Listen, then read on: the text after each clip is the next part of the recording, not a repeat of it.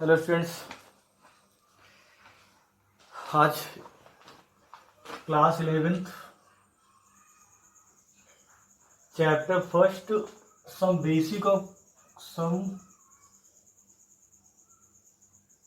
Basic concept of chemistry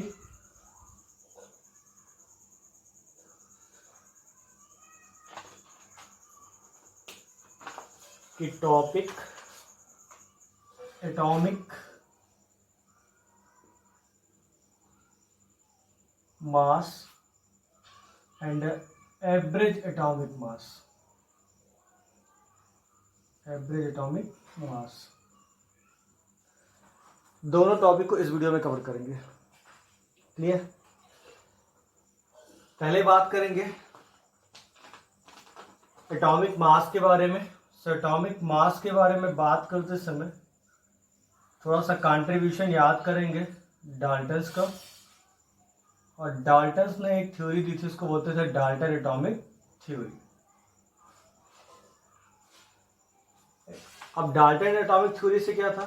Dalton atomic theory ने बोला कि by the help of Dalton atomic theory हमको ये पता चला कि atom have mass which is known as atomic mass.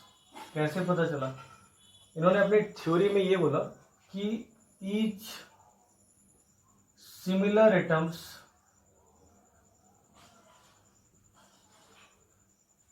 Contains same mass. ठीक। सो डाल्टन की थ्योरी ने ये प्रूव किया कि कोई भी एटम होगा तो उसके पास क्या होगा? मास होगा। ठीक। अब जब मास आ गया तो किसका मास आ गया? एटम का मास।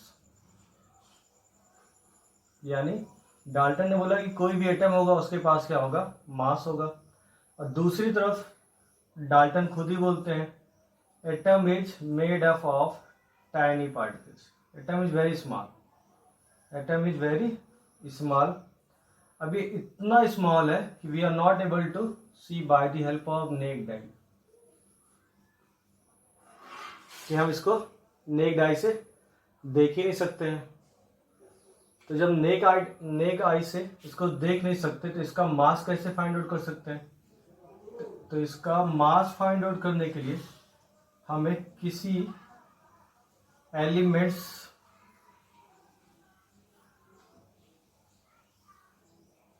भी एलिमेंट्स को यूनिट की तरह लेना होगा, वो भी एक स्टैंडर्ड की तरह। ठीक। यानी अगर एटम का मास हमको मेजर करना है तो हमको क्या फाइंड आउट करना पड़ेगा?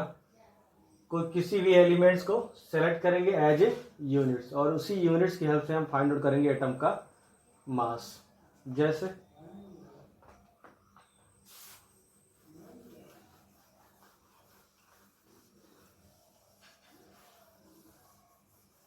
जैसे आज के टाइम में हम आपसे बोले कि किसी भी चीज को वेट करो, तो आपके पास क्या है? कुछ यूनिट्स है, किलोग्राम है, ग्राम है, लीटर है। तो आप क्या करते हो? इजीली वेट कर देते हो। जैसे हम बोले आपसे कि 1000 ग्राम कितने केजी के बराबर होगा, तो क्या करोगे आप? 1000 को डिवाइड कर दोगे किससे? केजी पर ग्राम से, और आपको क्या मिल जाएगा? 1 kg। ऐसे 2000 ग्राम कितने केजी के इक्वल होगा, तो फिर करोगे केजी पर ग्राम, और आपको क्या मिल जाएगा? 2 kg। अब तुम बोलोगे सर ये सिंपल सी चीजें क्यों बता रहे हैं? तो सिंपल सी चीजें इसलिए बता रहे हैं कि अगर यूनिट्स है तो यूनिट की हेल्प से कोई भी वर्क इजीली किया जा सकता है। बट अगर यूनिट नहीं है तो क्या एटम जो कि नेक्ड है, दिख ही नहीं रहा, उसको मेजर कर सकते हो? तो आंसर होगा सर डिफिकल्ट। अब एटॉमिक मास की डेफिनेशन देख लेते हैं। तो क्या होता है atomic mass? Mass of elements या mass of atoms in elements known as atomic mass. मतलब किसी भी एलिमेंट्स में एटम्स का जो मास होगा वही क्या होगा? Atomic mass. अब किसी भी एटम का मास कैसे निकालेंगे? तो किसी भी एटम का मास निकालने के लिए हमको क्या चाहिए? यूनिट चाहिए। क्या चाहिए? यूनिट्स। हमको अगर यूनिट्स मिल जाए या कोई स्टैंडर्ड मिल जाए तो उससे हम क्या करेंगे, एटम का मास इजली फाइंड आउट कर लेंगे। जैसे आज के टाइम में हमको पता है कि एटम के लिए क्या यूनिट यूज़ करते हैं, एटॉमिक मास यूनिट भी यूज़ करते हैं, यूनिफाइड मास भी यूज़ करते हैं, उसके साथ साथ क्या यूज़ करते हैं, डाल्टन का भी मास यूज़ करते हैं। ठीक, तो इसका तो उतना यूज़ नहीं, बट ये दोनों आपको पढ़ना है। तो ये it is known as atomic mass unit. देखो एटम के मास के लिए यूनिट, और इसी एटॉमिक मास यूनिट्स को जब हम सिंपल फॉर्म में लिख देते हैं तो उसको बोलते हैं यूनिफाइड मास। यूनिफाइड मास, ये आपका डीए डाल्टन। तो स्टूडेंट्स क्वेश्चन ये है कि सर एटॉमिक मास यूनिट कैसे बन गया, कैसे यूनिफाइड मास बन गया। जब एटम नेक्ड है, दिख ही नहीं रहा था, तो उसके लिए उसको उसके मास को कैसे फाइंड आउट किया गया, तो वही फाइंड आउट करते हैं।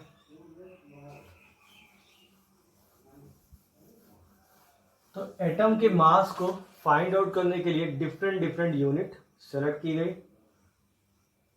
पहली यूनिट सेलेक्ट की गई हाइड्रोजन को, और हाइड्रोजन को जब सेलेक्ट किया गया तो एक डेफिनेशन आई, और वो डेफिनेशन थी the atomic mass of an element is defined as the number which indicates the mass of an elements is how much times heavier in comparison to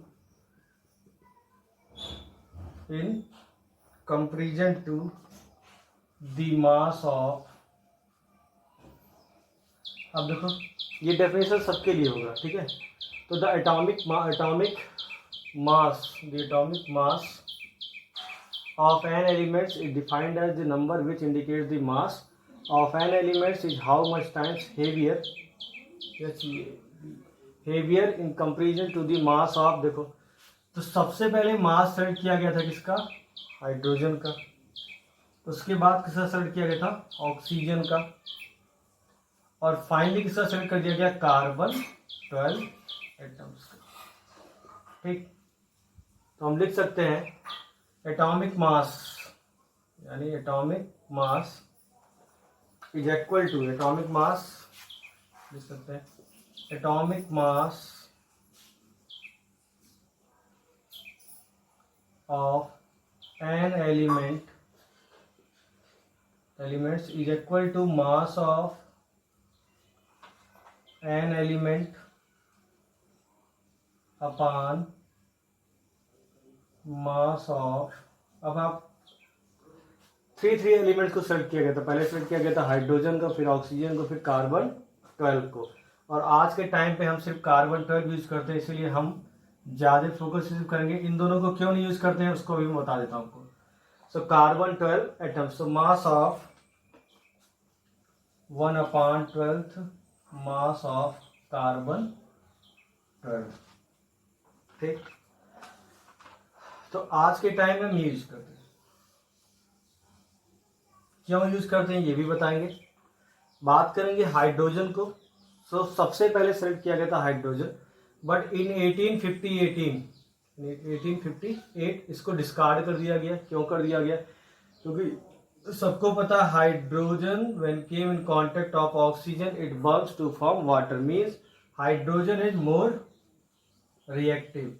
और इसी रिएक्टिव नेचर की वजह से जब भी किसी एलिमेंट्स को इसके साथ मेजर किया जाता था तो वो एक डिफिकल्ट टास्क था। डिफिकल्ट टास्क ये था कि थोड़ा बहुत लापरवाही होता था तो वहाँ पे एक्सप्लोजन स्टार्ट हो जाता था। उसके बाद ऑक्सीजन आया। ऑक्सीजन का गैसियस नेचर इसको हैंडल करने में प्रॉब्लम क्रिएट करता था, तो बाद में इन दोनों को डिस्कार्ड कर दिया गया और सेलेक्ट किया गया किसको, कार्बन 12 एटम्स को। तो क्यों किया गया, क्योंकि कार्बन का क्या होता है, पहली बात तो सबसे अच्छी प्रॉपर्टी कि कार्बन जो होता है ये मॉडरेट रिएक्टिव होता है। ये क्या होता है, मॉडरेट रिएक्टिव होता है, मतलब बहुत ज़्यादा रिएक्टिव नहीं है, लीस्ट रिएक्टिव है। इसके बाद क्या है इसका, इसके बाद जो इसका एबंडेंस होता है, वो एबंडेंस इसका क्या होता है, लगभग 98% तक होता है, मतलब ये ईजिली अवेलेबल हो जाता है। तो यही रीजन था कि कार्बन 12 को एटॉमिक मास यूनिट बनाया गया। क्लियर। अब बात कर लेते हैं इस फार्मूले को लेके। तो फार्मूले को लेके किस बात करते हैं।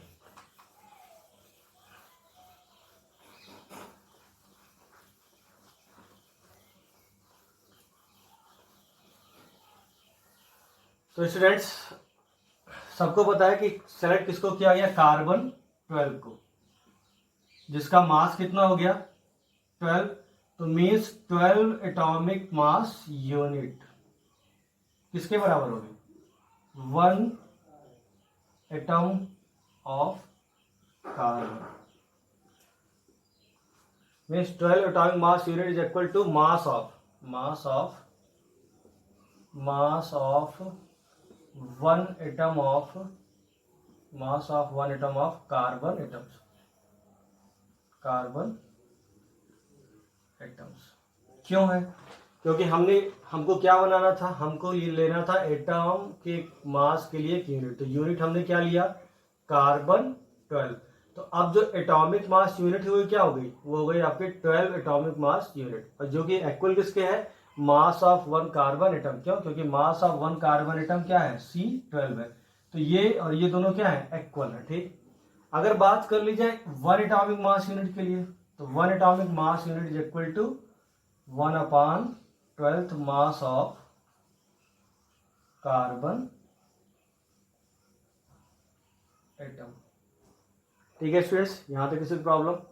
यही मेन है कि मतलब कार्बन का मास जो है 12 था, उसी को यूनिट बनाया गया, तो एटॉमिक मास यूनिट्स क्या हो गई, 12 एटॉमिक मास यूनिट्स, जो कि इक्वल होगी किसके, मास ऑफ 1 कार्बन एटम्स के।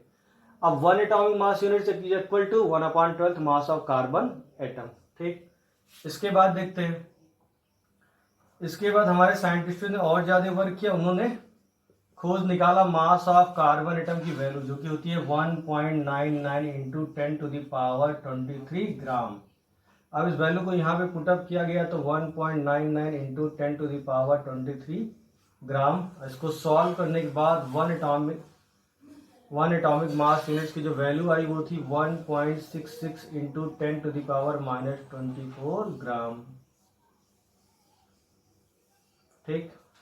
इसका मतलब जो एटॉमिक मास यूनिट है वो कैसे निकली, वो निकला आपका कि अगर आपको किसी का वेट गिवन है, एक्चुअल वेट, उसको डिवाइड कर दिया जाए 1.66 इंटू अपॉन 10⁻24 ग्राम से, तो आपको मिल जाएगा एटॉमिक मास यूनिट। ठीक। अब W क्या है, तो W आपका क्या है, एक्चुअल वेट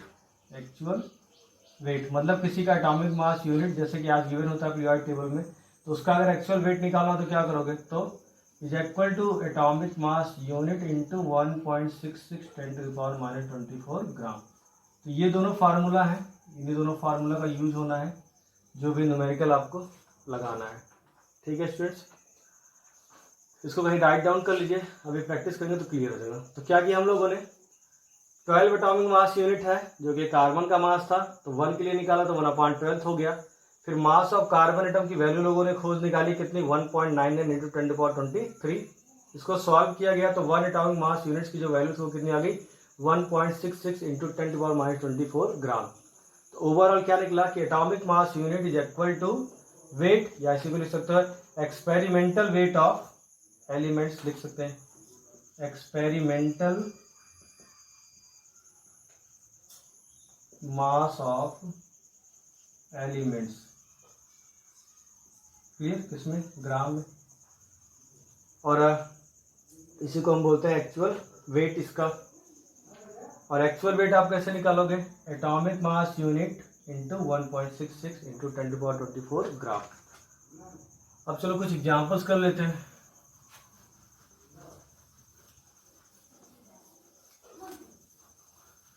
तो एग्जांपल्स के केस में सपोज मान लो गिवन है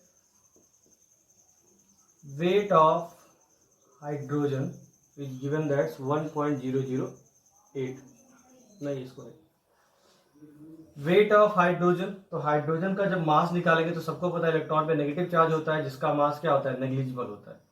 प्रोटॉन्स और न्यूट्रॉन दोनों का जो उनका जो मास होता है 1.67 इंटू 10⁻⁻24 ग्राम। तो हमको क्या मिल गया, इसका मास मिल गया। तो अगर AMU निकालना हो किसका, हाइड्रोजन का, atomic mass units of hydrogen, तो यहाँ पे मास गिवन है कितना 1.67 इंटू 10⁻24 ग्राम। इसको डिवाइड कर देंगे किससे 1.66 इंटू 10⁻24 ग्राम, जिसकी वैल्यू आएगी 1.0078 और इसी को बाद में अप्रॉक्सीमेट इतना यूनिफाइड मास में लिख लेंगे। ठीक है बच्चों, तो अगर किसी का मास गिवन है, ठीक है, तो उसको भी आप एटॉमिक मास यूनिट के फार्मूला से उसका एटॉमिक मास यूनिट आप निकाल सकते हो bye the help of formula. और अगर जो किसी का एटॉमिक मास गिवन हो किसमें, AMU फॉर्म में, AMU फॉर्म मतलब उसका एटॉमिक मास यूनिट गिवन हो, जैसे कि यहाँ पे मान लो एटॉमिक मास यूनिट गिवन हो हाइड्रोजन का, तो हाइड्रोजन का एटॉमिक मास यूनिट गिवन है यहाँ पे 1.008 AMU for hydrogen. Hydrogen atomic mass unit 1.008 AMU। Oxygen का लिख लो 16 AMU, ऐसे ही क्लोरीन का लिख लो 35.4, इसके बाद 53 AMU। और सपोज इसमें आपको फाइंड आउट करना है कि actual mass of element, actual mass of an element. तो actual mass of an element के लिए कौन सा फॉर्मूला बनाएंगे, W is equal to AMU into 1.66 into 10⁻⁻24 gram. तो वैल्यू पुटअप कर लो, फॉर हाइड्रोजन क्या हो जाएगा 1.008 into 1.66 10⁻24 gram. For oxygen 16 into 1.66 into 10⁻⁻24 ग्राम। जिसको सॉल्व करेंगे तो वैल्यू आएगी 1.6736 इंटू 10⁻⁻24 ग्राम। और इसको सॉल्व करेंगे तो 2.656 इंटू 10⁻⁻23 ग्राम। तो स्टूडेंट्स, एटॉमिक मास यूनिट से दो तरह से क्वेश्चन बन सकते हैं। एक तो पूछ सकते हैं आपसे कि एटॉमिक मास यूनिट निकालो, तो वो कैसे निकालेंगे, आपको उसमें क्या चाहिए, उसमें आपको एक्सपेरिमेंटल मास चाहिए इसका एलिमेंट्स का, उसको डिवाइड कर देंगे 1.66 से इंटू 10⁻⁻24 से, तो वो मिल जाएगा आपको। और अगर जो एक्चुअल मास पूछेगा तो ये फार्मूला यूज करके आप बता सकते हो। ठीक है स्टूडेंट्स, एटॉमिक मास यूनिट्स में सिर्फ इतना ही। अब बात करेंगे एक्चुअल एटॉमिक मास की, और एक्चुअल एटॉमिक मास से जो सीधे सीधे क्वेश्चन बनते हैं इसमें बहुत ज़्यादा वो नहीं है। इसके लिए एक फार्मूला आप लिख लीजिए और इसी से सॉल्व हो जाएगा आपका एवरेज एटॉमिक मास। तो average atomic mass is equal to percentage abundance upon 100 into isotopic mass.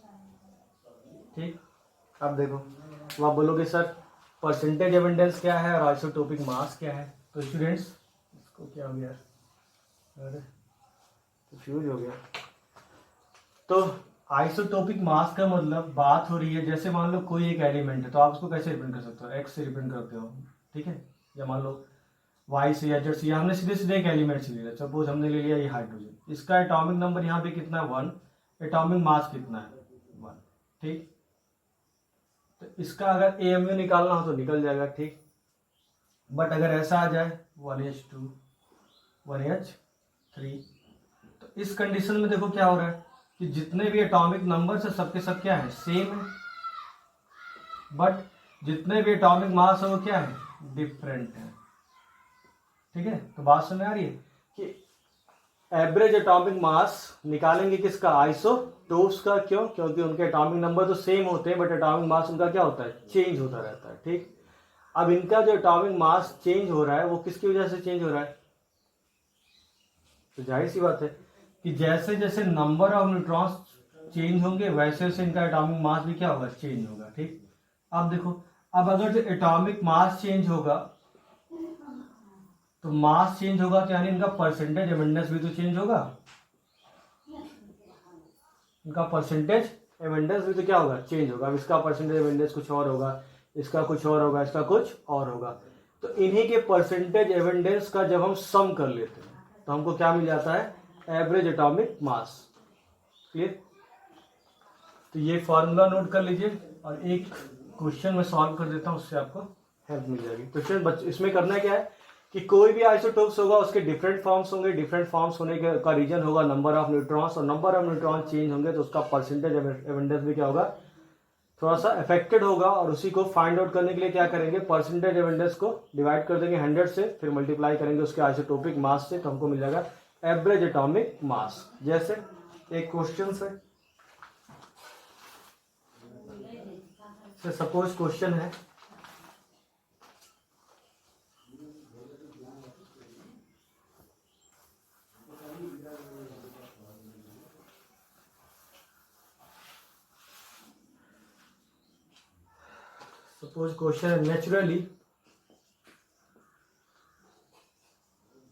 Naturally occurring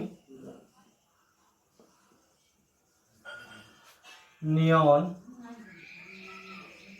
consists of 3 isotopes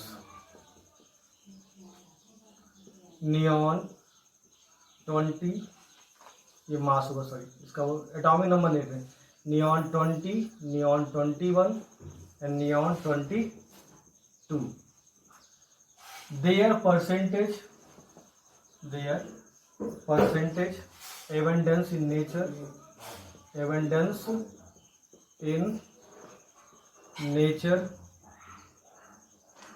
are 90.51, 0.27 and 9.22 respectively. Calculate